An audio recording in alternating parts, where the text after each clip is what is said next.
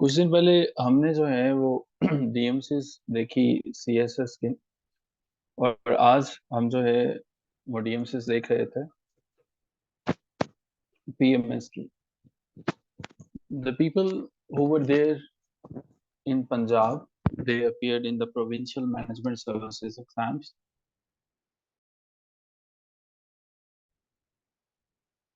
but the picture is not just horrible, it is beyond horrible. The results that at least I have seen, are around 170 detailed mark sheets, DMCs. So after seeing all these detailed mark sheets, I have concluded some points. I want to share all these things with you. The first thing is, I have seen a lot many aspirants in English essay with 27 marks and ending there at 30. With this score, we can easily deduce that these are those people के जिन्हें English essay की basic how no भी नहीं थी।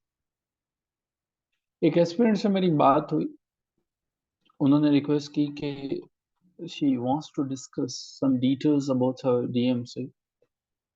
तो हमने उनसे जब बात की तो ये पता चला कि मेरा बहुत बेसिक सा क्वेश्चन था।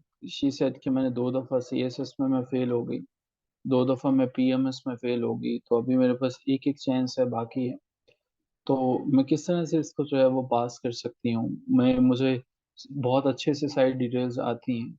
मेरे पास कोई पैरामीटर नहीं था कि उस कॉल पे मैं चेक कर सकता। मेरा एक सिंपल सा क्वेश्चन था कि हमारे पास एक पैराग्राफ को डेवलप करने के कितने मेथड होते हैं, कितने तरीके होते हैं। And the answer was complete silence. I was unable to hear anything from that particular participant.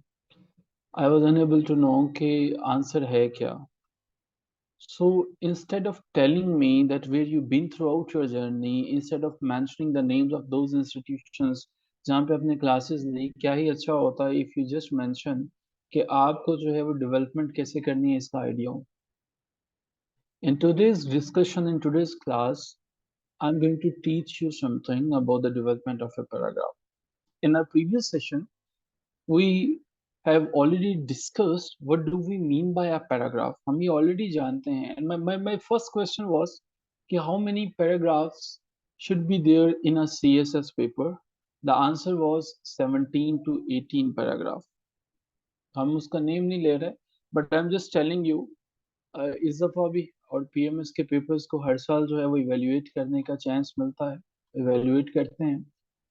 तो 17 18 आप पैराग्राफ बता रहे हो और उसके बाद जो है वो you are blaming the system that the system is corrupt and they are not giving you the passing score. It is something that is beyond the understanding of a person who evaluates the paper of provincial management services.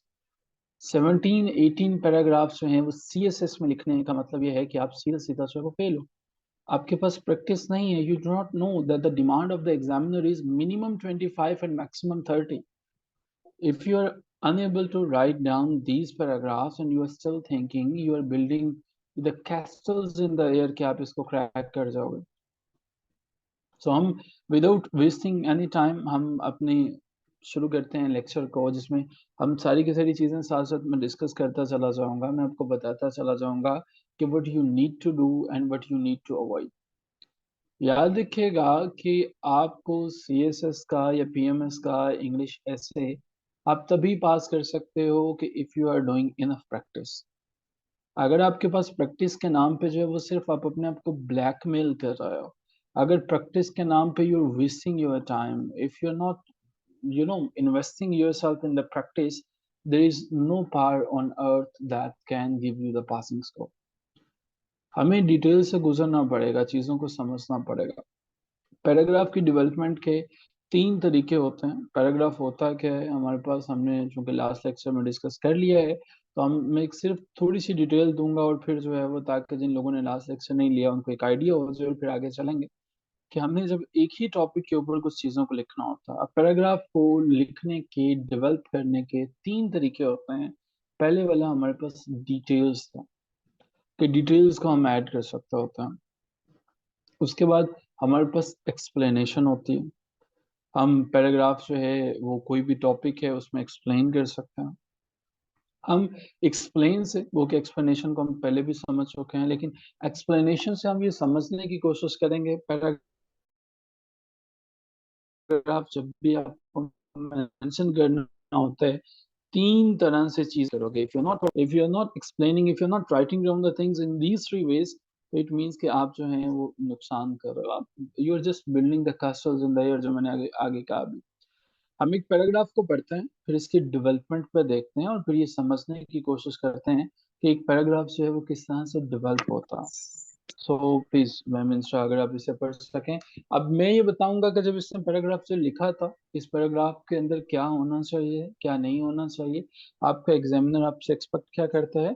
पहले हमने details जो है वो उसको देखा था, आज explanation को, फिर एग्जाम्पल्स को, और इन तमाम चीजों को देखना। सो लेक्चर में, हमारे लेक्चर में जितनी बातें होंगी काम की होंगी। अगर आप कोई काम कर रहे हो या विदाउट एनी नोटबुक चीजों को अटेंड कर रहे हो, तो प्लीज या तो लेक्चर को छोड़ दीजिए या उस काम को छोड़ दीजिए, ताकि जो कुछ आप सीख सको वो आप अप्लाई कर सको। इफ यू आर थिंकिंग कि इस लेक्चर को with all the passages, with all the things, with all the chores, whatever you are doing, उनके साथ लिया जा सकता है, तो ऐसा नहीं होगा। आप दोनों में से किसी एक चीज को चूज कर लीजिए, बट अटेंटिव रहिए और इसको सुनिए। आपकी जो चीजें हैं वो बहुत क्लियर हो जाएंगी। Please. A stitch in time saves nine. My mother, who likes sewing, used this simple saying to teach me the value of working on problems when they are still small. Originally, the saying referred to sewing. If you have a small hole in a shirt, you can repair it with one stitch, but if you wait, the hole will get larger and it will take you nine stitches. This simple sentence reminds me to take care of small problems before they become big problems. मेरा एक question आप लोगों से ये है कि writer ने इस सारे के सारे पैराग्राफ में आपको कुछ समझाने की कोशिश की है। हम ये बात जानते हैं कि हर पैराग्राफ में जब हम पहली लाइन होती है वो हमारे पास टॉपिक सेंटेंस होती है, और टॉपिक सेंटेंस का मतलब ये होता है कि आप पूरे के पूरे पैराग्राफ में जो बात करने जा रहे हो उसका क्रक्स आपने जो है वो उस पैराग्राफ की पहली लाइन में बता दिया है। सादा लफ्जों में मैं कहूँ तो एक पूरे ऐसे के अंदर थीसिस स्टेटमेंट होती है, और पैराग्राफ के अंदर जो है वो टॉपिक सेंटेंस होता है। मैं और ज्यादा लफ्जों में समझाऊंगा कि अगर आपने टॉपिक सेंटेंस यहाँ पे लिखा और आपका बाकी पूरे का पूरा ऐसे इस टॉपिक सेंटेंस के मुताबिक रोटेट नहीं करता, नहीं चलता, तो एक पैराग्राफ नहीं है। It is just a wastage of time. अगर आपने यहाँ पे टॉपिक सेंटेंस लिखा और टॉपिक सेंटेंस जो है वो जो बात आपने यहाँ लिखी वो यहाँ पे आपकी कंक्लूड नहीं होती है, तो it is not a topic sentence, it means it is something else. ये दूसरी चीज है। अगर आपने टॉपिक सेंटेंस लिखा, सारी चीजें लिखी, लेकिन आपने ट्रांजिशंस को यूज नहीं किया, आप एक सेंटेंस से मूव करते हो दूसरे सेंटेंस पे लेकिन अब्रप्टली मूव करते हो, it means you are missing something very important. अगर अब आपने इस पैराग्राफ को पढ़ा है, मेरे कुछ क्वेश्चंस हैं आपसे। एक आसान सा पैसेज था, आई एम श्योर कि आपने पढ़ लिया होगा। पहला है, what is writer trying to explain. My first question is, in this particular paragraph what is the writer trying to explain. वो क्या एक्सप्लेन करना चाह रहा है, वो बताना क्या चाह रहा है, what he is trying to explain, where is the exact line in the paragraph that is telling you that yes, this is the line that writer is trying to explain. What is that line?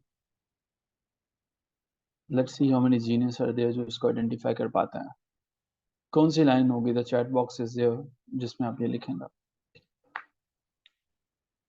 The very line is, the first line हमारे पास जो है, that he is trying to explain. Yes, ये जो हमारे पास topic sentence था उसने उसी को एक्सप्लेन किया। टेक एक्शन नहीं, हमारे पास जो टॉपिक सेंटेंस था उसने वो एक्सप्लेन की। और आपने याद रखना है कि आप अपने ऐसे के पैराग्राफ्स को जब एक्सप्लेन करते हो, वेरी गुड नहीं, आप अपने टॉपिक सेंटेंस को उसमें सिर्फ एक्सप्लेन करते हो। This is something that you need to memorise. दूसरे नंबर पे मुझे बताएं कि आपने यहाँ पे देखा कि एक हमारे पास कोटेशन से उसने आगाज किया। इसका मतलब है कि हम पैराग्राफ लिख सकते हैं, और पैराग्राफ लिखते हुए हमारा पैराग्राफ एक्सप्लेन करेगा हमारे टॉपिक सेंटेंस को। जरा बात मेरी गौर से सुनिएगा। I am saying it again, I am reiterating the very reality. आपकी टॉपिक सेंटेंस जो है उसको, पैराग्राफ को सारे के सारे पैराग्राफ को उसी को एक्सप्लेन करना है. As teaching time saves nine who likes doing. Use a simple saying to teach me the value of working on the problems when they are still small. Originally, the saying referred to saying if you have a small hole in a shirt, you can repair it with one stitch. But if you wait, the hole will get larger and it will take you 9 stitches. यहाँ तक explanation थी. हजूरे वाला एक paragraph के अंदर 5 से 10 लाइनें होती हैं, इससे ज्यादा नहीं जा सकती. एक चीज याद रखिएगा, if you are writing down the lines and जो नंबर है वो 5 से कम है, वो एक पैराग्राफ नहीं है. If it is exceeding the lines कि ये 11 से 12 लाइनें हो जाती हैं, it means it's not a paragraph. आपकी जो टॉपिक सेंटेंस वाली लाइन थी, इसी लाइन को आपने पैराफ्रेज कर दिया एंड वाली लाइन में, ये कंक्लूजन था. आप पहली लाइन को देखें, स्टिचिंग टाइम सेव्स लाइन, और यही बात जो है वो, this simple sentence reminds me to take care of small problems before they become big big problems. So don't you feel कि हमारे पास जो पहली लाइन यहाँ पे है, इसका एक डायरेक्ट रिलेशनशिप है हमारे पास एंड वाली लाइन से? Is there any relationship? ये हमारे पास जो टॉपिक सेंटेंस है यहाँ पे, इसका इसी पैराग्राफ के एंड वाली लाइन के साथ जो है वो रिलेशनशिप मौजूद है, एग्जिस्ट करता है. क्या आप इसको आइडेंटिफाई कर पाते हैं? आप इस काबिल हैं कि आप इसको आइडेंटिफाई कर सकें? Very good. The answer of this question is yes. ये हमारे पास पैराग्राफ लिखने का दूसरा तरीकेकार था. पहला ये था कि हम डिटेल्स देना शुरू कर दें. दूसरा ये है कि हम एक्सप्लेनेशन के साथ उसको अपने ऐसे के अंदर लिख सकते हैं, एक्सप्लेन कर सकते हैं, एक्सप्लेनेशन कर सकते हैं. क्या पैराग्राफ को लिखने का कोई तीसरा तरीकेकार भी है? Is there any third way, third method? Yes, हम पैराग्राफ को लिख सकते हैं, पैराग्राफ के अंदर डिटेल्स दे सकते हैं, और वो हम डिटेल्स दे सकते हैं एग्जाम्पल्स के साथ. But what do we mean when I say example? Examples के साथ क्या मतलब? देखो, आप जब पैराग्राफ लिखते हो, पैराग्राफ के अंदर आप या तो कोई स्पेसिफिक पर्सन की बात कर सकते हो. एग्जाम्पल का मतलब ये है, किसी पर्सन की एग्जाम्पल दे दो, प्लेस की दे दें, किसी चीज की, या कोई भी इवेंट जो है उससे भी अपने पैराग्राफ को सपोर्ट कर सकते हो. अभी सिर्फ ये बात समझ लो, ये कैसे करना है वो मैं भी समझा रहा हूँ. हम अपने पैराग्राफ के अंदर जो डिटेल्स हैं वो एग्जाम्पल्स के जरिए भी इंक्लूड कर सकते हैं. For now I want you to understand this very simple statement. अभी के लिए मैं ये चाहता हूँ कि 3 चीजें आप जो हैं वो चैट बॉक्स में अभी लिखोगे. पहले नंबर पे लिखोगे डिटेल्स, एक्सप्लेनेशन और एग्जाम्पल. बस ये तीनों चीजें लिखें. ये पैराग्राफ को डेवलप करने के 3 तरीके हैं. चैट बॉक्स में लिखिएगा, डिटेल्स हैं हमारे पास जो हैं, एक्सप्लेनेशन है और एग्जाम्पल. एक ही मैसेज में लिखें क्विकली, ताकि आपको हमेशा के लिए याद रहे. Details, explanation, example. Details, explanation, example. Detail, explanation, example. Very good. जिन लोगों ने लिखा, एक पैराग्राफ को डेवलप करने के 3 तरीकेकार हैं, 3 मेथड्स आर. अब इनमें से जो हमारे पास थर्ड वाला मेथड है वो हमारे पास है एग्जाम्पल. समझने की कोशिश करते हैं. Whenever we talk about example, example से क्या मुराद, इसको सीख लीजिएगा. Essay writing is not a cramming. Essay writing means when you are supposed to write something. तो जब मैं ये बात बता रहा हूँ, इसको समझ लीजिएगा. हम इसको समझते हैं. पैराग्राफ को जब मैडम इंस्टा पढ़ती हैं, आप भी साथ अपने पढ़िएगा और आपने समझने की कोशिश कीजिएगा, और फिर हम देखने की कोशिश करेंगे आप अपने ऐसे के अंदर इस तरह से पैराग्राफ कैसे लिख सकते हो. जी please. Even when a first date is a disaster, a couple can still become good friends. For example, my first date with Greg was terrible. I thought he was coming to pick me up at 6:30, but instead he came at 6. I didn't have time to do my hair and my makeup looked messy. When I got into his car, I scraped my leg against the car door and tore my tights. Next, he took me to an Italian restaurant for dinner, and I accidentally dropped some spaghetti on my shirt. Then we went to a film. Greg asked me which film I wanted to see, and I chose a romantic comedy. He fell asleep during the film, and I got angry. Now that Greg and I are good friends, we can look back and laugh at how terrible that first date was. Thank you so much. हमें इससे पहले कि मैं details बताऊं, इससे पहले कि मैं आपको एग्जांपल्स के साथ लिखने का तरीकेकार एक्सप्लेन करूं, अगर आप मेरे साथ सिर्फ एक छोटी सी चीज आइडेंटिफाई कर सकें, even when a first date is a disaster, a couple can still become a good friend, become good friends। मुझे सिर्फ ये बता दीजिएगा कि क्या हमारे पास फर्स्ट लाइन जो है और जो लास्ट लाइन है, इसके अंदर कोई चीज ऐसी है जो रिलेट करती है? क्या इसके अंदर दोनों में कुछ डिटेल्स रिलेटेबल हैं, यस और नो? क्या ये दोनों लाइनें एक दूसरे के साथ रिलेट कुछ ना कुछ कर रही हैं, बिल्कुल डिफरेंट हैं, ऑल टुगेदर बिल्कुल एक दूसरे से हट के हैं? If the answer is yes, then please note it down. This is the blunder जो आप लोग अपने पेपर्स में करते हो। अगर आपने आइडिया यहाँ पे कुछ और दिया और कंक्लूजन आपने कुछ और दे दिया, तो इट मीन्स कि वो ऐसे आपका कभी पास नहीं होगा। अगर आपका ऐसे का इंट्रोडक्शन कुछ और है और वही बात आपने ऐसे के कंक्लूजन में नहीं मेंशन की, इट मीन्स कि आपको इस चीज़ का आइडिया होना चाहिए। बीइंग एन एग्जामिनर, हम सबसे पहले इंट्रोडक्शन को पढ़ते हैं, फिर हम कंक्लूजन को पढ़ते हैं। आउटलाइन, इंट्रोडक्शन और कंक्लूजन आपके पेपर में पढ़े जाने वाली सबसे पहली चीज है। और मेरी नज़र से बहुत से पेपर ऐसे गुजरते हैं पीएमएस की एवेल्यूशन में, जब मैं ये देखता हूँ द पीपल आर देयर जिन्होंने कंक्लूजन लिखा ही नहीं है। और वो कंक्लूजन क्यों नहीं लिखा? बिकॉज उन्होंने प्रैक्टिस नहीं की थी।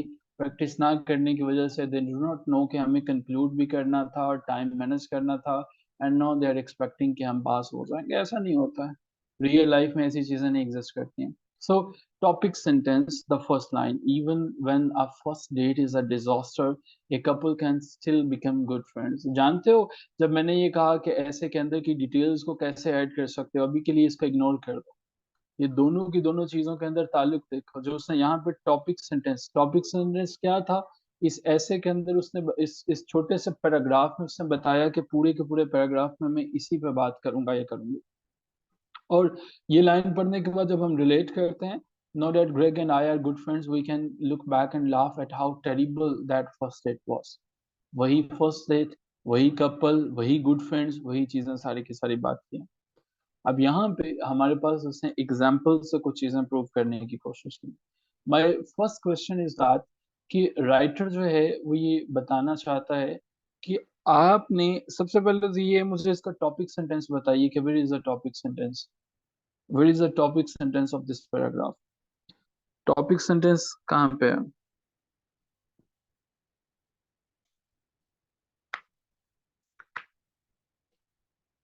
The first sentence is the topic sentence. अब मुझे ये बताइएगा कि क्या कोई ऐसी लाइन है जो टॉपिक सेंटेंस से हटती है? My first date with Greg was terrible. I thought that he was coming to pick me up at 6:30. क्या यहाँ पे उसने बात करते करते कहीं पे वो मूवी की जब उसने बात की, तो क्या मूवी की बात करते करते वो वापस निकल गया, या उसने जो है वो ग्रेग के ऊपर ही फोकस रखा? उसका फोकस सिर्फ एक ही चीज पे था। ये हमारे पास जो है वो एक पैराग्राफ को डेवलप करने का तीसरा तरीकेकार होता है।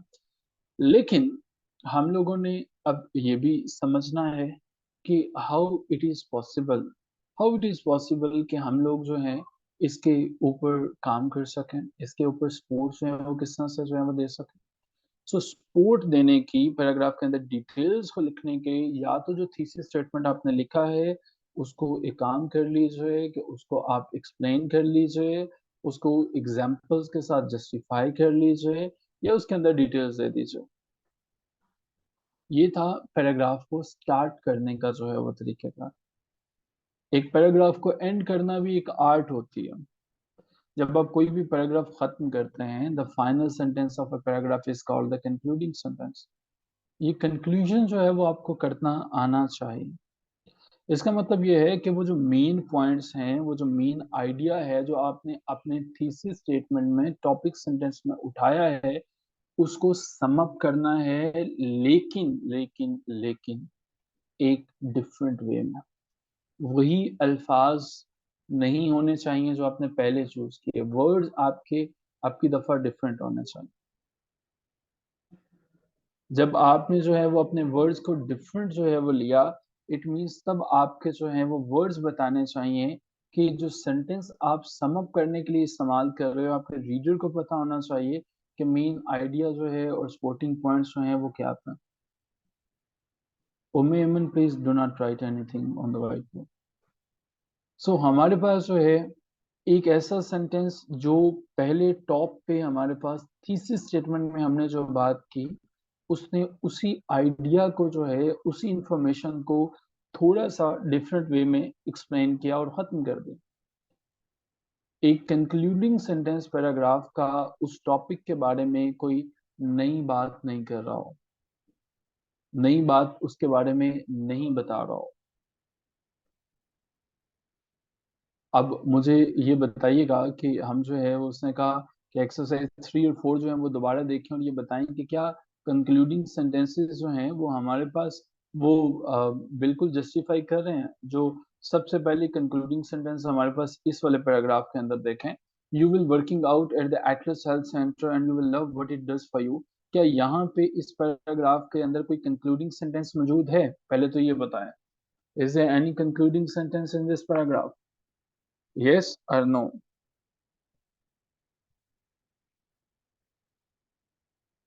Concluding sentence is there and it is doing justice, और ये जो है वो इसके साथ जस्टिस कर रहा है। इसी तरह से हमारे पास हर पैराग्राफ के अंदर एक कंक्लूडिंग सेंटेंस मौजूद है। एक ऐसा सेंटेंस मौजूद है जो कि टॉपिक सेंटेंस में जो बात हुई थी उसी को कंक्लूड कर रहा है। अब अगर हमारे पास हमें ये समझ में आ गया है कि कंक्लूजन कैसे करना है, कोई भी नया पॉइंट वो शेयर या यहाँ से शुरू नहीं कर। अब आपको कुछ टॉपिक्स जो है वो मैं बता रहा हूँ, आपने मुझे बताना है कि क्या इस टॉपिक के ऊपर, ये असल काम है अब आपके करने वाला, कि आपके पास सीएसएस में ये ऐसे आ जाता है, ये टॉपिक आ जाता है, आप इसके ऊपर कौन से वाले पैराग्राफ लिखोगे?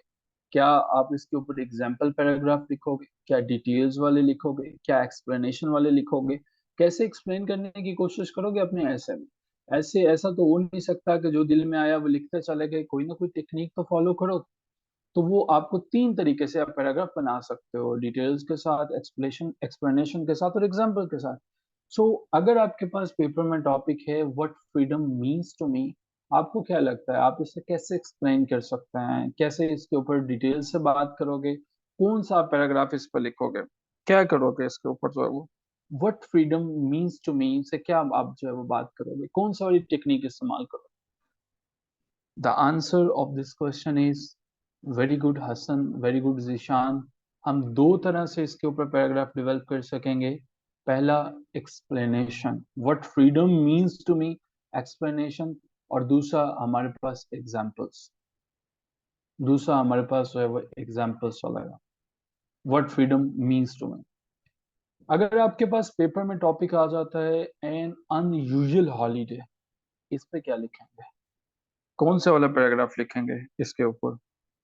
एन अनयूजुअल हॉलीडे, कौन सा वाला पैराग्राफ इसके ऊपर लिखेंगे अनयूजुअल हॉलीडे पे?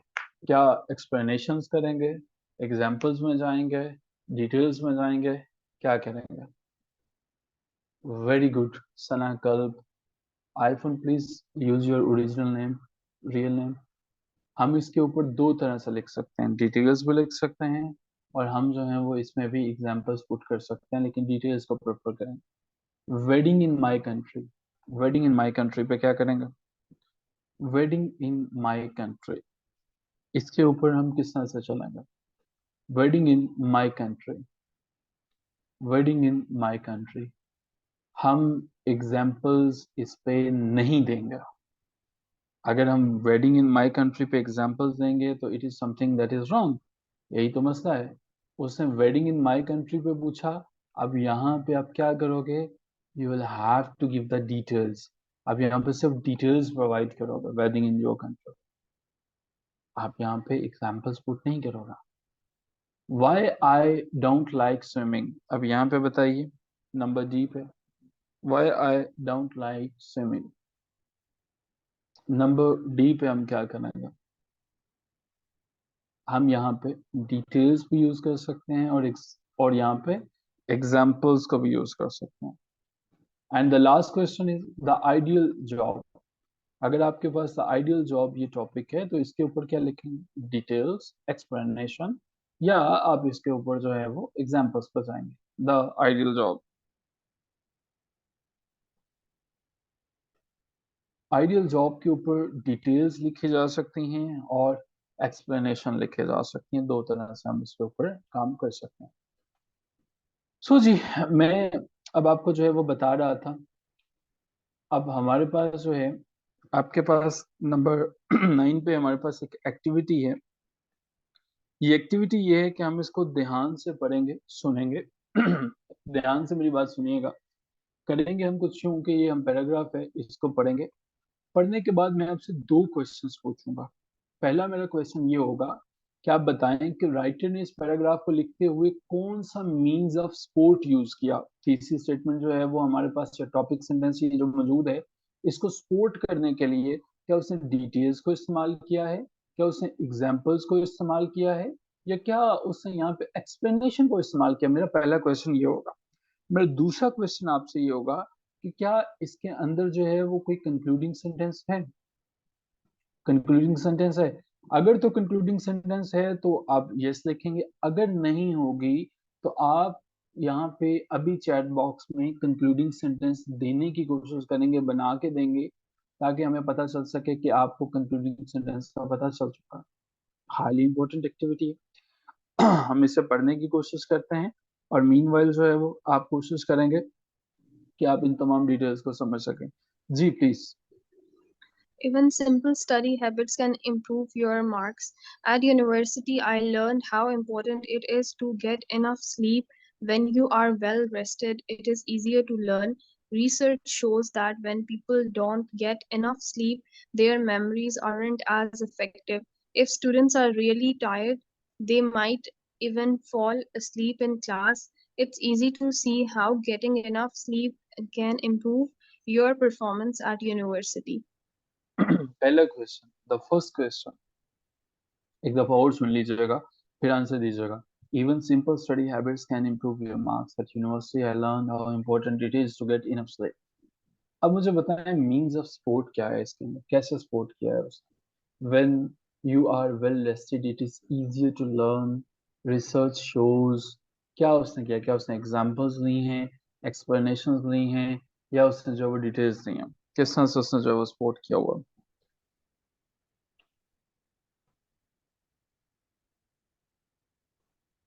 Research shows that when people do not get their memories, if students are really tired, excellent to those people कि जिन्होंने कहा कि इसके अंदर एग्जाम्पल्स यूज हुए हैं।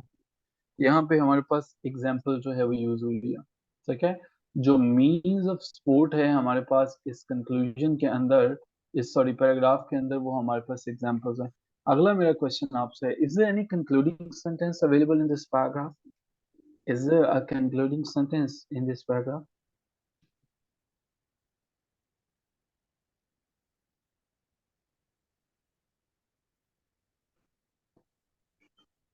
The answer of this question is very good.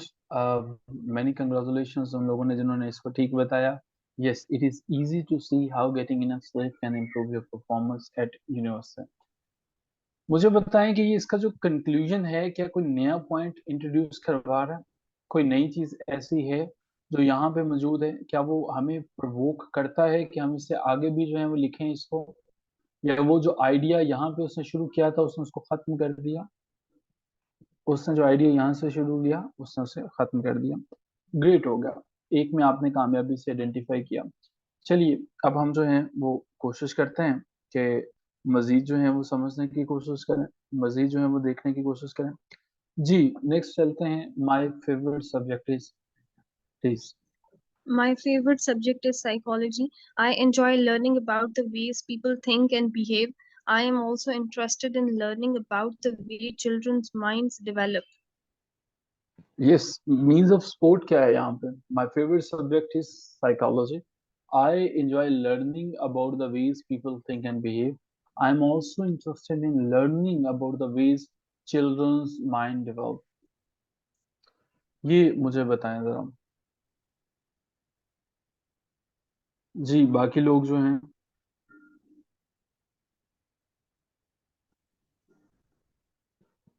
The rest of the people.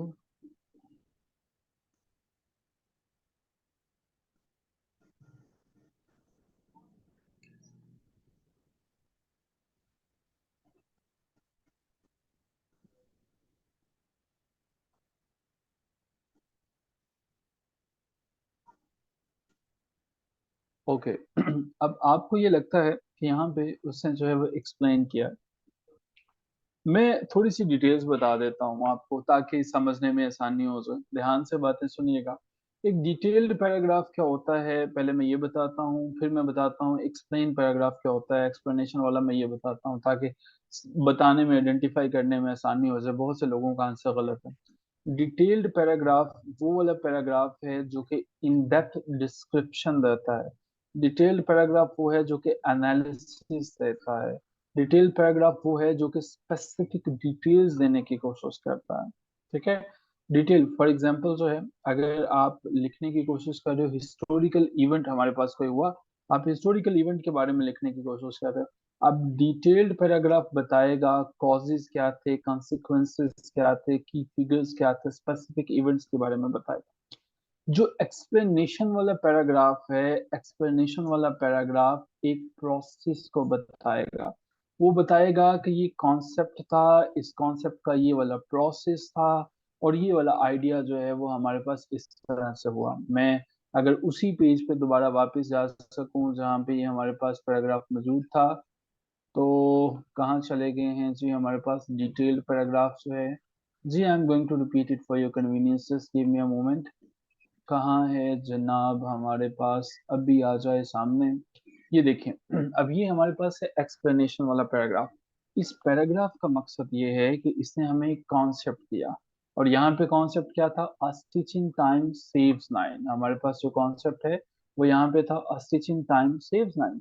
अब इस वाले कॉन्सेप्ट में एक एक्सप्लेनेशन वाला पैराग्राफ एक प्रोसेस को बताएगा, एक आइडिया को एक्सप्लेन करने की कोशिश करेगा।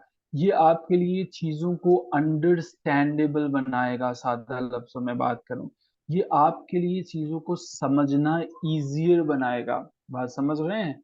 ये एक्सप्लेनेशन का काम है। मिसाल के तौर पर मान लीजिए कि मैंने आपसे पूछा कि एक केक को कैसे बनाया जाता है, एक केक कैसे बनाया जाता है। सो अब आप जो केक बनाने का तरीकेकार मुझे एक्सप्लेन करके बता रहे, स्टेप बाय स्टेप इंस्ट्रक्शन देने की कोशिश कर रहे हो, वो हमारे पास जो है ये है जी एक एक्सप्लेनेशन वाला जो है वो पैराग्राफ हमें बताएगा। तो ये है जी हमारे पास सारे का सारा तरीकाकार। इस पे मैं अक्सर एक जो है वो एग्जाम्पल देता होता हूँ और वो हमारे पास क्या है, एग्जाम्पल ये हमारे पास हो सकती है कि जब हम डिटेल्ड पैराग्राफ की बात करते हैं, बचपन में क्या पढ़ा था, फोटोसिंथेसिस सभी ने पढ़ रखा था। फोटोसिंथेसिस क्या होता है? फोटोसिंथेसिस एक ऐसा प्रोसेस होता है जो कि क्लोरोप्लास्ट जो है वो प्लांट सेल्स के अंदर होते हैं। वो क्या करते हैं, वो सेवरल स्टेजेस को इन्वॉल्व करते हैं, सूरज से रोशनी लेते हैं, क्लोरोफिल आता है, वगैरह वगैरह वगैरह। अब डिटेल्ड का मतलब ये है कि हमने फोटोसिंथेसिस के अंदर पाए जाने वाले हर स्टेप को एक्सप्लेन किया, बताया कि जनाब ये वाला जो है वो इसके अंदर हुआ। एक्सप्लेनेशन का मतलब ये होगा कि जिसमें हमने उस प्रोसेस को स्टेप बाय स्टेप एक्सप्लेन कर दिया। हमने किसी चीज को जो है वो आसान बनाने की कोशिश की, हमने किसी चीज के लिए अंडरस्टैंडेबल उसको जो है वो करने की कोशिश की। डिटेल्ड पैराग्राफ जो है वो इंटरफेसेस को डिस्कस करता है, वो कॉम्प्लेक्स चीजों को डिस्कस करता है, वो स्टेप बाय स्टेप चीजों को डिस्कस करेगा। एक्सप्लेनेशन वाला जो है वो सिंपल टर्म्स में समझाने की कोशिश करेगा। ठीक है। सो जब हमने देखा कि दोनों के दोनों पैराग्राफ है, डिटेल्ड पैराग्राफ आपको उसकी डिटेल्स में लेकर जाएगा, और एक्सप्लेनेशन वाला सिंपली उस कॉन्सेप्ट को क्लियर करने की कोशिश करेगा। आई एम श्योर कि अब कुछ चीजें क्लियर हुई। अब मुझे ये बताएं जरा कि ये जो आपने पढ़ा कि हमारे पास जो है ये वाला पर्टिकुलर हम जो है वो पैराग्राफ डिस्कस कर रहे थे, और इस कंक्लूजन पे थे हम लोग जो हैं। A favorite subject is psychology. I enjoy learning about the ways people think and behave. I am also interested in learning about the ways people's children's mind develop. So what do you think? क्या ये हमारे पास explanation है? क्या ये हमारे पास details है या examples हैं? गौर से देखें। Is he trying to make something understandable for you? Is he trying to give you the details? वो उसमें क्या चीजें कर रहा है? जरा सभी जो है वो देखें।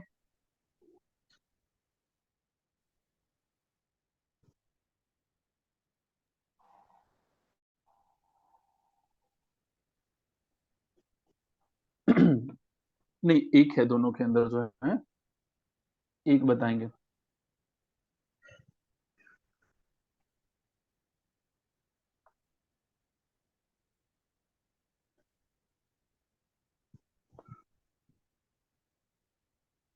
अच्छा चलो, मैं और सादा लफ्जों से समझाने की कोशिश करता हूँ। जब आप लोगों का आंसर एक नहीं आ जाता, एक और बात से कम, शू लेसिस हम जो है वो समझने की कोशिश करते हैं। देखो, जब मैंने ये कहा कि आपने जो है वो शू लेसिस अपने जो है वो बांधना है, एक एग्जांपल है डेली लाइफ से कि आप अपने जूतों के तस्मे कैसे बंद करोगे। मैं बताऊंगा कि एक जो है वो तस्मा इधर डालेंगे, उसके जो है वो बनी ईयर्स बनाएंगे, एक लूप होगा, उसके अंदर दूसरा जो है वो डालोगे। I am giving the details. दोनों जो है वो इक्वल लेंथ के मुताबिक होंगे। मैं वेरिएशंस को डिस्कस कर रहा हूँ, मैं आपको बता रहा हूँ कि इसको इस जूते के अंदर इस तरह से करोगे, इसको इस तरह से करोगे, फिर इस तरह से करोगे, फिर इस तरह से करोगे। वो हमारे पास होगी डिटेल, जिसमें मैं वो सारी की सारी चीजें समझा रहा हूँ। ठीक है। फिर अगर मुझे इसी को एक्सप्लेन करना है, इसी को एक्सप्लेन करना है, तो फिर मैं क्या करूंगा? मैं सिर्फ ये बताऊंगा कि हाँ, ये एक शू लेसिस का एक तरीकेकार होता है, जिसमें आप लोग जो हैं वो इसी तरह से जूते बांध सकते हो। मैं इंटरकेसेस को डिस्कस नहीं करूंगा, मैं ज्यादा डिटेल में नहीं जाऊंगा। और ये हमारे पास एक डिटेल्ड उसने जो है वो लाइन लिखने की कोशिश की है। पैराग्राफ नहीं कहेंगे क्योंकि पैराग्राफ ये है नहीं। इसमें जो मीन्स ऑफ स्पोर्ट है वो हमारे पास डिटेल है, एक्सप्लेनेशन नहीं है। एक्सप्लेनेशन नहीं है।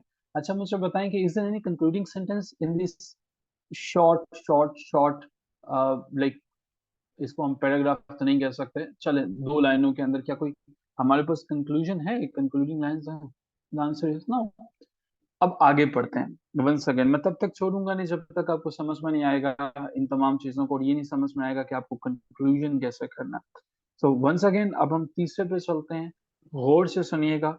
बताना है, डिटेल है, एग्जाम्पल है, एक्सप्लेनेशन है, तभी मुमकिन हो पाएगा जब ध्यान से समझोगे। सो अपनी अटेंशन जो है वो यहाँ पे फोकस कीजिए। जी please. I am too nervous to sing karaoke songs with my friends. The last time I tried was on my birthday when my friends took me to a karaoke club. I told my friends I didn't want to sing, but they encouraged me until I said yes. When I stood up in front of the microphone, I was so scared. I felt dizzy. It was hard to hear the music, and my mouth was too dry to make a sound. I just stood there until a friend jumped up next to me and finished the song. Yes participants, अभी बताइए।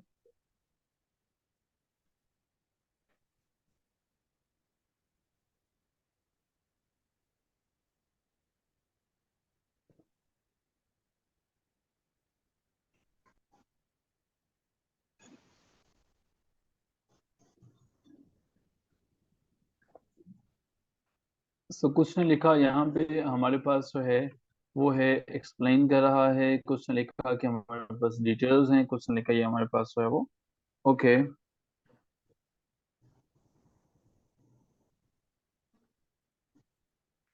Once again इसको पढ़िएगा। I am too nervous to sing karaoke songs with my friends. The last time I tried was on my birthday when my friends took me to a karaoke club. I told my friend I did not want to sing, but they encouraged me until I said yes. When I stood up in front of the microphone, I was so scared. I felt dizzy. It was hard to hear the music and my mouth was too dry and to make a sound. I just stood there until a friend jumped up next to me and finished the song. So do you feel कि ये हमारे पास details हैं? ये हमारे पास details हैं। ये हमारे पास क्या है?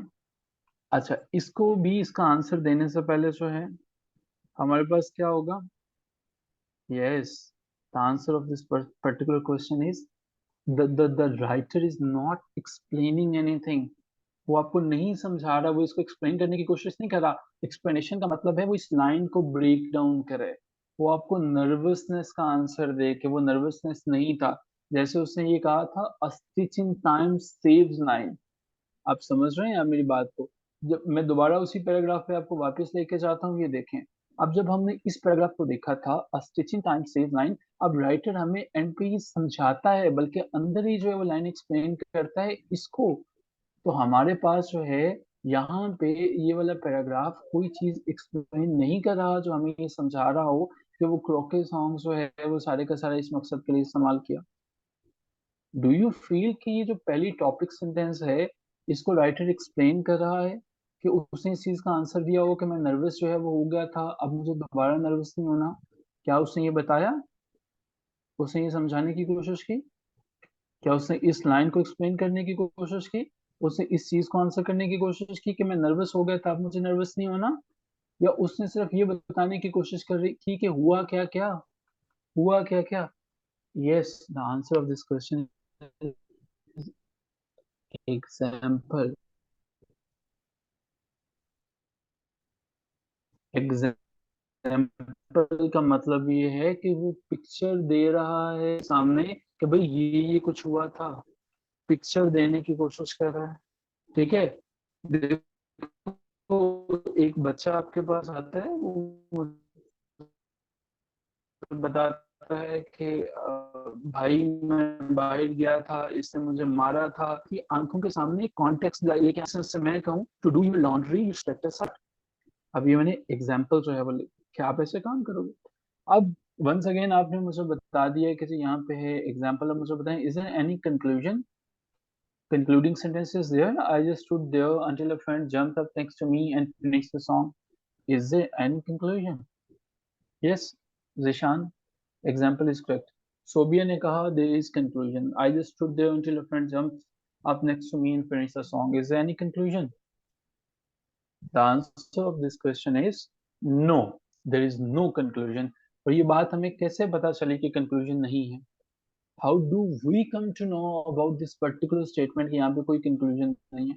कैसे पता चला? अब ये तो कंक्लूजन हो सकता है ना कि मैं वहां पे रहा, सो क्यों? कौन सी ऐसी लाइन है, कौन सा ऐसा सेंटेंस है दैट इज टेलिंग अस कि इसके अंदर जो है वो कंक्लूजन नहीं है? हमारे एग्जामिनर को कैसे पता चल गया कि इसके अंदर जो है वो कंक्लूजन आपने मेंशन नहीं की? कौन से पॉइंट्स हैं? इससे आगे बात की जा सकती है। Very good. I just stood there until a friend jumped up next to me and finish the song. बात तो उसने फिनिश तो वैसे उसने कर दी थी। फिनिश द सॉन्ग, उसने कहानी खत्म कर दी। No relevance between topic sentence and concluding sentence. Oh yes, no relation. Okay, last line with topic sentence. Nervousness. Just give an example is winded up and no wrapping up. Very good, Zishan Tahir. Excellent. No connection. Excellent. अब हमें एक चीज समझ में आती है कि यहाँ पे हसन हयात, वेरी गुड, कि ये जो रिलेशनशिप यहाँ पे इन दोनों के दरमियान होना चाहिए था वो कोई रिलेशनशिप नहीं है। हजूरे वाला, आपने सोने के पानी से भी ऐसे लिखाए हैं ना, और आपने जो है सारे के सारे रूल्स एंड रेगुलेशंस को बाईपास कर दिया है। मैं अक्सर कहा करता हूँ and I would like to reiterate the same statement कि अगर आपने 2+2 को आप 4 नहीं मानते हैं तो आपको भी ऐसे पास नहीं हो सकता। अगर टॉपिक सेंटेंस यहाँ पे जस्टिफाइड नहीं कर रहे हैं आप लोग, तो आप जो मर्जी लिख लें, आपको कभी वो पास नहीं करेगा। You need to understand these interfaces, आपको समझना पड़ेगा। अब हम जो है वो इसके ऊपर जो है वो जनाब, अच्छा इसका कंक्लूजन बन क्या सकता है? मैं अगर इसकी बात कर सकता तो मैं ये कहता, I will try to sing karaoke again. ठीक है। कंक्लूडिंग सेंटेंस जो है वो क्या होगा कि I will try to sing karaoke song again. लेकिन मुझे ये नर्वस बता रहा है कि नर्वस है, तो फिर ये तो रिलेट नहीं करेगा कि वो दोबारा क्यों गाने की कोशिश करेगा। मैं इस पे पुट कर सकता हूँ, I will never try to sing karaoke song again with my friends. ठीक है। सो क्या अब इस दोनों के दरमियान कोई रिलेशनशिप बन रहा है? अगर मैंने लिखा I will never try to sing karaoke song again with my friends. Okay. So एक रिलेशनशिप बना, हमने कंक्लूड कर दिया कि वो नर्वस था और अब हमने ये बात कर दी। टॉपिक सेंटेंस और कंक्लूजन इतना रेलिवेंट होना चाहिए कि दरमियान वाली सारी की सारी लाइनें भी इग्नोर कर दी जाएं, तो उन दोनों का रिलेशनशिप जो है वो नजर आना चाहिए आपके एग्जाम में। अब जी तीसरा जो है वो सेंटेंस, तीसरा एक शॉर्ट सा पैराग्राफ पढ़ते हैं और फिर देखने की कोशिश करते हैं कि मीन्स ऑफ स्पोर्ट क्या है। और आप जो है वो बताएंगे कि कोई कंक्लूजन इसमें है, कंक्लूडिंग सेंटेंसेस हैं जी please. I will never eat dinner at the little French bistro again. The restaurant is not very clean. You can see dust in the corners and on the shelves. The food is expensive, but the portions are small. I never feel full after I have finished eating. In addition, the waiters are not very friendly. For these reasons, I will not visit that restaurant again. अब आपको आंखें बंद करके पता चलना चाहिए कि क्या इस्तेमाल हुआ है इसके अंदर जो है वो। एग्जाम्पल, explanation या details. I will never eat at the Little French Bistro again. The restaurant is not very clean. You can see dust in the corners and on the shelves. The food is expensive, but the portions are small. I never feel full after I have finished eating. In addition, the waiters are not very friendly. For these reasons, I will not visit the restaurants again. Excellent clapping उन लोगों के लिए जिन्होंने details लिखा. Very good. शाबाश. यही तो चीज मैं समझाने की तब से कोशिश कर रहा हूँ. जब वो डिटेल में चला गया, जब उसने कॉम्प्लेक्सिटीज को डिस्कस किया, जब उसने ये बताया you can see just in the corners and on the shelves, वो डिटेल्स की बात कर रहा है. उसने जब ये बताया कि यहाँ पे पोर्शंस और स्मॉल है, जब वो पर्सनल एग्जांपल्स की बात करता है वो ऐसी नहीं बात करता है, वो सादा सादा बातें करता है. ठीक है. जब ज्यादा डिटेल्स में एक बड़ा मोटा सा फॉर्मूला ये है कि उसने बहुत कॉम्प्लेक्सिटीज को डिस्कस किया, तो वो आपके पास डिटेल्स है. अब मुझे बताएं कि इज एनी कंक्लूडिंग सेंटेंस, इसमें कोई कंक्लूजन वाला सेंटेंस मौजूद है? Is there any concluding sentence? क्या यहाँ पे कोई कंक्लूडिंग सेंटेंस है हमारे पास? Madam Soha Farooq Sahiba, Usman Tariq, Zahid, Zahra, Sana, Kulsoom, iPhone, what is your name? या आईफोन ही आपका नाम है? अमूमन ऐसे नाम हम बहुत कम देखते हैं, अगर आप इसको चेंज करना है. लास्ट वन इन सीएस कितने ने लिखा? जिशान ताहिर ने. अच्छा, कंक्लूडिंग सेंटेंस है. What is your name? Let me right it down for you. आप अपना नेम लिखें, मैं इसे चेंज कर देता. अच्छा जी, I will never eat dinner at the little. Okay, सभी है गुड. अच्छा, अब मुझे ये बताएं, for these reasons I will not visit these restaurants again, that restaurant again. अब ये एक जो है वो कंक्लूडिंग सेंटेंस है. चलिए हम लोग क्या करते हैं कि इन डिटेल्स को अब माइनस करके देखते हैं, इनको जो है वो मिटा के देखते हैं, खत्म करके देखते हैं कि कितना अच्छा जो है वो ताल्लुक है दोनों के दरमियान जो है वो. अब हमने क्या किया, इन तमाम की तमाम डिटेल्स को हाइड करने की कोशिश की. ठीक है. अब हमने जो है वो ये देखने की कोशिश की कि हमारे पास सिर्फ जो है वो ये दो लाइनें ही मौजूद रहें और बाकी हमारे पास और कुछ ना आए. ये जो है वो, आई will never eat dinner at the little French bistro again. For these reasons, for these reasons को भी इग्नोर कर दें. आई will not that restaurant again. Relevance मौजूद है? रेलिवेंस मौजूद है?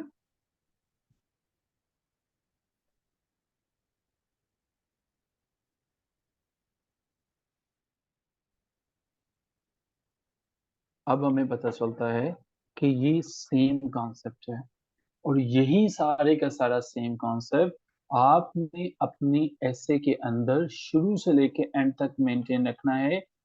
कैसे रखना है वो बात की बात है. अभी के लिए एक पैराग्राफ को कैसे मैनेज करना है ये बातें देखनी है. सरमद साहब हैं हमारे पास क्लास में? अच्छा, सरमद साहब अब नहीं है क्लास में. ठीक है. तो ये चीजें आपको मेंटेन करनी आनी चाहिए. क्या अभी तक मैं आपको समझा पाया? पैराग्राफ्स जो हैं, डिटेल्स किस किस तरह से ऐड करोगे? चलिए, एक और जो है वो हमारे पास लास्ट है हमारा ये, एक छोटी सी दो तीन लाइनें हैं, इनको पढ़ेंगे, मीन्स ऑफ स्पोर्ट को देखेंगे, और फिर उसके बाद जो है वो देखते हैं कि क्या कंक्लूजन मौजूद है, क्या चीजें मौजूद हैं. जी प्लीज मैडम इंस्ट्रा. For me, a friend is someone who accepts you the way you are. A friend doesn't want you to change your personality or your style. I like people who don't care if the people they are with are wearing popular clothes or listening to trendy music. Yes, confusion आपकी बनती है सबिहा गुल, आपको confuse होना चाहिए. अब आप जरा इस डिटेल को, इसको दोबारा देखें.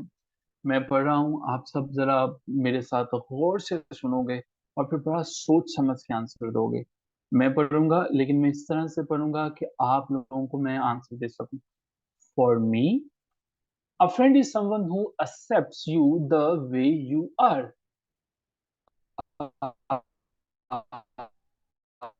A friend does not want you to like people who do not care if the people they are with are wearing popular clothes or listening to trending music. So what do you feel? the writer is trying to explain these lines, giving you the examples or the details. क्या ये वाली जो line उसने दी है Sabiha Gul Sahiba, for me a friend is someone who accepts you the way you are, क्या वो इसी को एक्सप्लेन कर रहा है? क्या वो जो बातें उसने की सबीहा, क्या उसमें वो इसको एक्सप्लेन कर रहा है? सबीहा अपना माइक ओपन करें प्लीज, आपका कंसर्न है तो चलें उससे डिटेल्स से आंसर करते हैं, बाकियों को भी पता चल जाएगा। अब यहाँ पे देखें Sabiha, you are getting the point, like in the thesis statement in the topic sentence we have the very word a friend, okay? Yes, sir. And in the remaining lines, what the writer is doing, he is explaining the same concept. You know, a friend is someone who accepts you the way you are. In the rest of the lines, वो इन्हीं के ऊपर बात करेगा. Friend does not want you to change your personality or your style. I like people who do not care if the people they are with are wearing popular clothes. So अगर इसी line की topics जो हमारे पास sentence है उसी की explanation है, उसी को एक्सप्लेन कर रहा है, that is explanation, not giving you the details. ऊपर वाले पैराग्राफ में सभी हमने देखा था कि यहाँ पे एक्सप्लेनेशन नहीं थी, वो शेल्फ्स की बात कर रहा है, कॉर्नर्स की बात कर रहा है, फूड के रेट बता रहा है, पोर्शंस के बारे में बता रहा है, उन तमाम के तमाम चीजों के बारे में डिटेल से आपको गाइड कर रहा है। ठीक है, डिटेल्स में जो है वो जा रहा है। डिटेल से गाइड करने से मुराद ये है कि कॉम्प्लेक्सिटीज को जो है वो कवर कर रहा है। वो हमारे पास जो है वो फिर वहां पे एग्जांपल्स थे, और यहाँ पे ये हमारे पास जहाँ पे उसने उसी लाइन को पिक किया, टॉपिक सेंटेंस को पिक किया, और उसको जो है वो उसने एक्सप्लेन करता रहा सारी की सारी लाइनों में, वो हमारे पास एक्सप्लेनेशन थी। जैसे स्टिचिंग टाइम सेव्स लाइन हमने पढ़ा था, कुछ क्लियर Yes, sir. हुआ? बिल्कुल सर। ओके, सो आप मुझे बताएंगे अब सभी, is there any concluding sentence in these lines?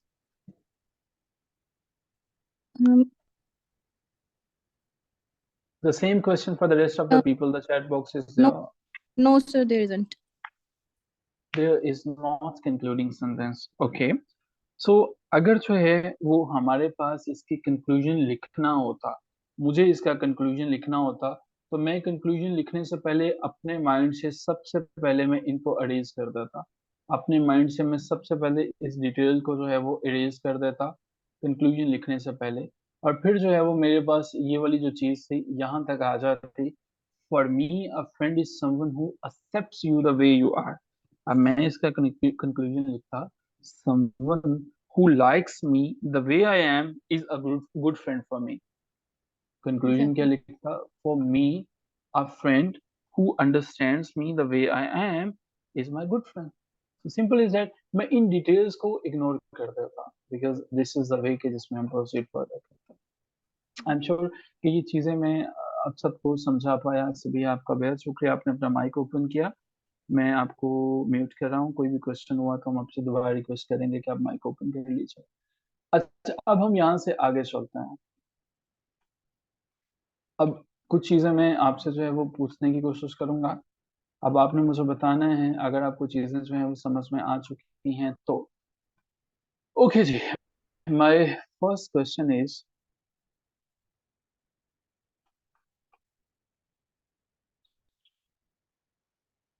Okay,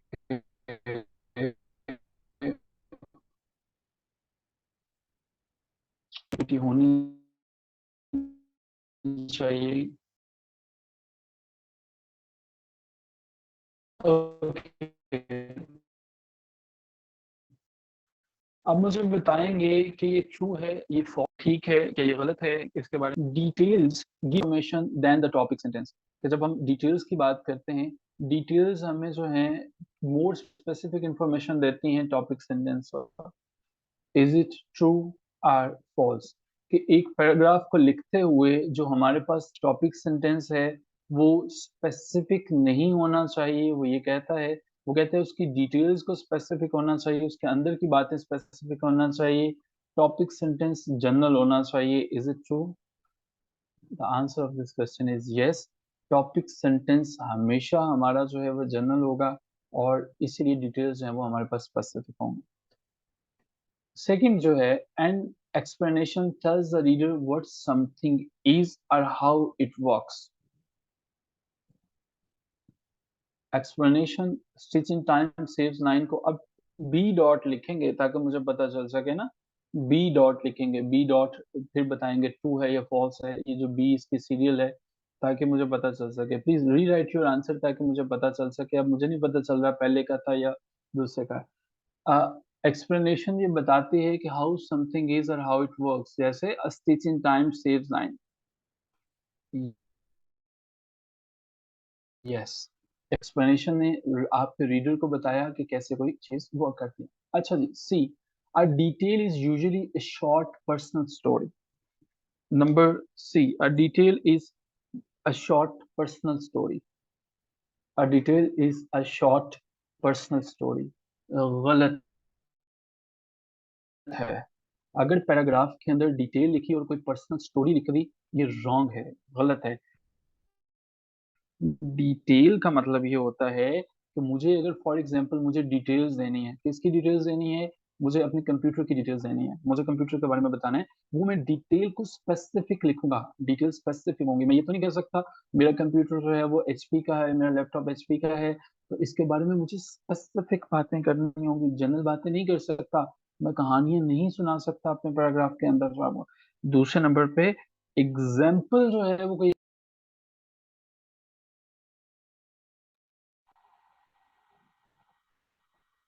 हमारे पास क्या होता है, एग्जाम्पल। एग्जाम्पल जो है वो शॉर्ट पर्सन स्टोरी होती है। आप जब सभी चैट बॉक्स में लिखोगे detail is equal to specific description, detail is equal to specific description, मतलब चैट बॉक्स में लिखें डिटेल इज इक्वल टू, या इक्वल का साइन लगा लें, स्पेसिफिक इंफॉर्मेशन। डिटेल को लिखेंगे specific description, specific information, specific description, description करने ज्यादा अच्छा है,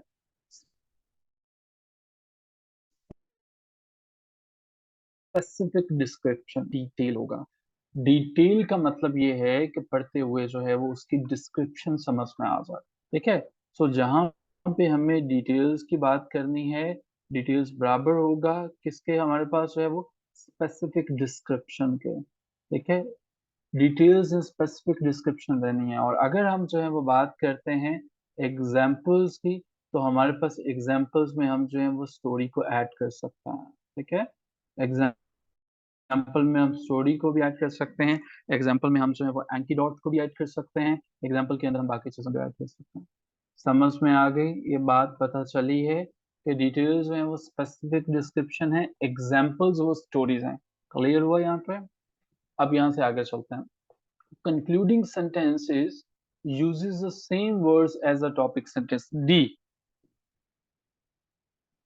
same words as a topic sentence. D, false लिखेंगे, ट्रू होगा तो टी लिखेंगे, फॉल्स है तो एफ लिखेंगे। ट्रू और फॉल्स, एग्जैक्टली। हमारे पास जो है वो कंक्लूडिंग सेंटेंसेस जो हैं वो डिफरेंट वर्डिंग को यूज करते हैं। सेम क्या होता है, सेम वर्डिंग नहीं होती लेकिन कुछ सेम होता है। सेम क्या होता है, सेम क्या होता है, वर्डिंग सेम नहीं होती लेकिन कुछ सेम होता है। Very good, same idea, yes, the idea should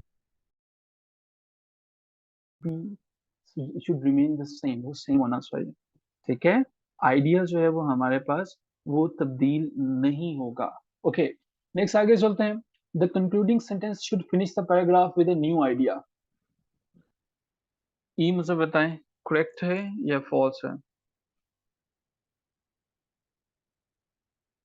false, ये ब्लंडर है, ये छोटी सी मिस्टेक नहीं है, ये ब्लंडर है कि अगर कंक्लूडिंग सेंटेंस के अंदर हमने जो है कोई नया आइडिया इनिशिएट कर दिया, it is something that is a blunder. ये गुनाह है, गुनाह से भी आगे की कोई चीज है जिशान ताहिर साहब।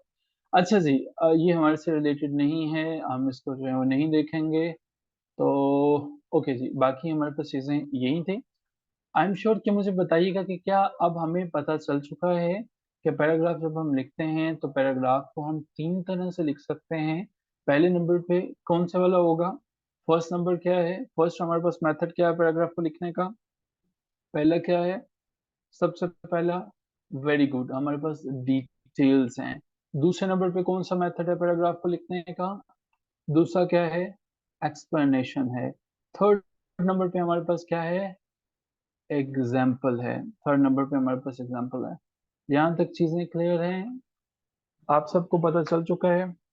ओके, ग्रेट हो गया कि आपको जो है वो ये चीजें पता चल चुकी हैं। अब हम जो है वो राउंड टू की तरफ चलते हैं, सेक्शन टू की तरफ चलते हैं। इस सेक्शन के अंदर जो है वो हम कोशिश करेंगे कि आपको जो है, बल्कि इस सेक्शन पे जाने से पहले I would like to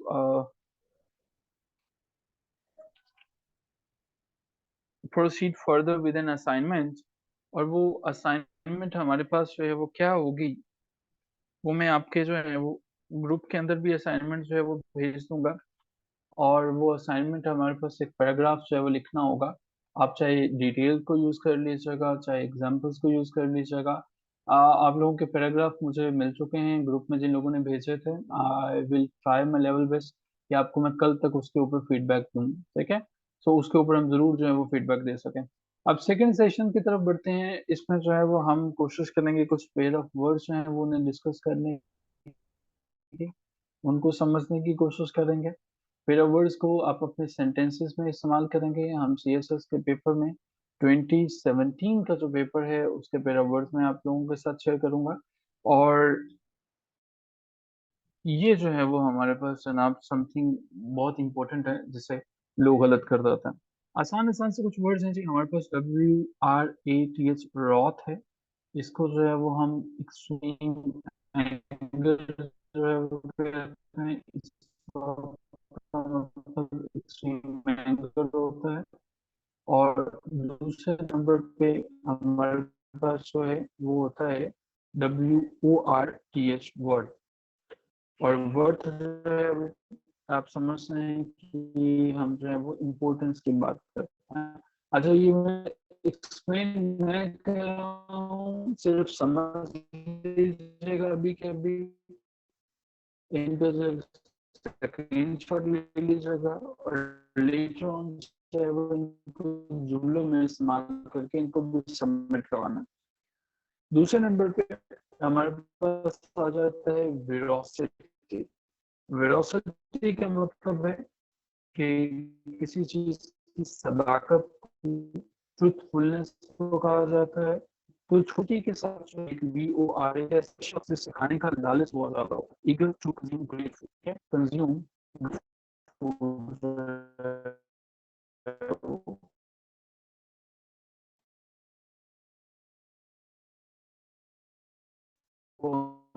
pass voracity होता है।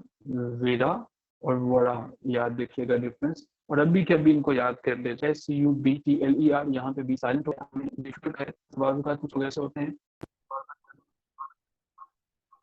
M A Audible? ओके, अभी यहाँ पे आवाज आ रही है? Is it fine now? क्या अभी ठीक है? Okay, great, thank you so much. So मैं बात कर रहा था सटलर की। सटलर का मतलब होता है कि जहाँ पे हमें चीजों को एक्सप्लेन करने में मुश्किल होती है। बहुत थोड़ा सा डिफरेंस जो है वो होता है। SUBTLER, सटलर का मतलब होता है, फॉर एग्जांपल मैं आपसे कहूँ कि दो ट्विन है, उनके अंदर जो है वो डिफरेंस बताएं, तो आप कहेंगे sir there is a subtler difference between these two two brothers. अब हमारे पास SUTLER एक सटलर होता है। इसका क्या मतलब होता है? ये बिल्कुल मुख्तलिफ है। सटलर से मतलब ये होता है कि एक ऐसा शहरी जो कि सिविलियन होता है, लेकिन इसकी ड्यूटी ये होती है कि इसने आर्मी को जो है वो चीजें फील्ड में सेल करनी होती हैं, ठीक है? आर्मी बड़े बड़े ठेकेदारों से, मर्चेंट से सौदा लेती है, बड़ी बड़ी चीजें खरीदती हैं, मशीनरीज को लेती हैं, वो सब तो सब कुछ नहीं बनाती है ना। तो वो हमारे पास सटलर होता है, ठीक है? हाँ हाँ। तो आर्मी अगर इश्तेहार दे कि we need efficient sutler for our new project, ठीक है, we need some new sutler for our new project.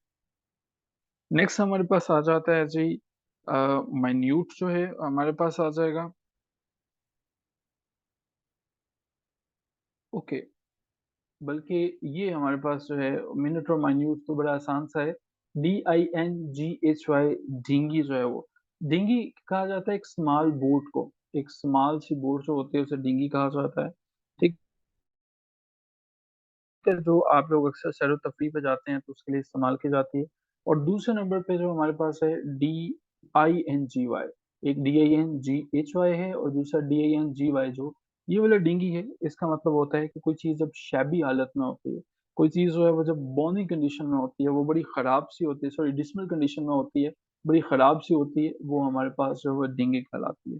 जैसे हम ये कह सकते हैं कि I am sick of your dingy behaviour, I am sick of this dingy building. ठीक है, ये हमारे पास डिंगी होगी। लास्ट हमारे पास कहलाएगा जी BONY, बॉनी। BONY बॉनी का मतलब होता है लाइक बॉन्स। ठीक है, एक ऐसा शख्स है जो कि हड्डियां ही हड्डियां जिसके अंदर होती हैं। ठीक है, और जैसे परवेज खटक साहब हैं। और दूसरा हमारे पास आएगा BONNY, बॉनी। बॉनी का मतलब होता है अट्रैक्टिव। देखें, एक एन जो है वो हमने इजाफा किया और अट्रैक्टिव हो गया, या जो है वो हमारे पास ब्यूटीफुल होगा, ये हमारे पास बॉनी होगा। तो हम ये कह सकते हैं the bonny scenes of Azad Kashmir are Dhir Kot are matchless, ये हमारे पास है वो बॉनी होगा। ये हमारे पास राउंड 2 था। थके तो नहीं आप लोग, ताकि हम थर्ड राउंड पे चलें जिसमें हमें कुछ वर्ड्स को देखना है। Ready for the third round, जिसमें हम जो है वो कुछ वर्ड्स को देखेंगे। Okay great, I am sure बाकी भी बोर तो नहीं हो गए, बोर तो नहीं हो गए। हम जो है वो बस थोड़े से आपके मिनट्स में वो और लेंगे। No boredom, great. अच्छा, मैं ना कुछ वोकेबलरी के वर्ड्स आपके साथ शेयर करता हूँ। कुछ लोग जो हैं वो बाद में ये कहते हैं कि सर हमें नहीं पता चलता कि ये CSS में कहाँ से उठा के वो जो है वो वोकेबलरी दे देता है, कहाँ से उठा के चीज़ें ले आता है, वो यहाँ से लेके आता है। ठीक है, ग्रीक की वोकेबलरी जो है वो उसको हिट लिस्ट पे रखता है, और दूसरा हमारे पास जो वर्ड्स डॉन में डेली इस्तेमाल होते हैं वो वहीं से उठाता है। ठीक है, अच्छा ये वर्ड्स बड़े इजी इजी से हैं हमारे पास। आ, कोई लंबी चौड़ी बातें नहीं है, कोई कहानियां नहीं है, एक्सप्लेन कर दूंगा, समझा दूंगा, सिर्फ 5 मिनट लूंगा, समझ लेना आसान हो जाएगा। प्रोपिटियस। प्रोपिटियस का मतलब क्या होता है? फॉर एग्जाम्पल, हम लोग जो है वो हमने सोचा कुछ दोस्तों के साथ के बाहर चलते हैं, कोई पिकनिक शिकनिक मनाते हैं, तो हम ये कह सकते हैं द वेदर वॉज प्रोपिटियस यस्टरडे, कि जो मौसम था वो बड़ा फिट था हमारे पास जो है। किसी को एक अच्छा चांस दे दिया, एक अच्छा मौका दे दिया, मुवाफिक होना वो हमारे साजगीर था। हमने ये कहा कि the weather was the propitious weather made our outdoor picnic successful. So something that is quite according to your situation, जो आपके मूड के मुताबिक था। दूसरे नंबर पे हमारे पास अच्छा, ये सारे के सारे वर्ड्स हैं, इनको मैंने क्या एक्सप्लेन करना है? बस सिंपल सी बात है कि इनको एक दफ़ा जो है वो ट्राई करें, खुद से पढ़ें। At this level I don't think so कि इन्हें एक्सप्लेन करने की जरूरत है। हाँ, कल से एक स्टोरी मैं आपके साथ शेयर कर दूंगा और सबके सब एक्सप्लेन करने की कोशिश करूंगा, ये कहानी से जो है वो ये याद हो जाए। फॉर नो आई वॉन्ट के जब आप सुबह की क्लास में मुझे मिलें तो ये वर्ड जो हैं वो सारे के सारे ये भी आपने अपने जुमलों में इस्तेमाल किए हों। 3 मैंने असाइनमेंट्स दिए हैं, एक तो अभी वो पैराग्राफ आपको भेजेंगे जिसके ऊपर आपने लिखना है, और ये जो सारे के सारे वर्ड्स हैं, चलें सारे अगर ज्यादा हो जाए तो सिर्फ सेकंड अक्टूबर वर्ड्स को याद, 2 अक्टूबर वाले जो हैं वो इनको आपने अपने नोट्स पे लिखेंगे, और आप इनके जुमले बनाएंगे और याद करके बनाएंगे। ठीक है, और ये वर्ड्स याद होने चाहिए। प्रोपिटियस है वो ग्रेजुएट्स होना चाहिए, रफल कंटेंडर, वाई हाइपरबोलिक, ताकि अपने ऐसे में इस्तेमाल कर सको। ये वर्ड्स जुबानी याद होना चाहिए। ठीक है, उनको जुबानी याद करने का एक अच्छा तरीका।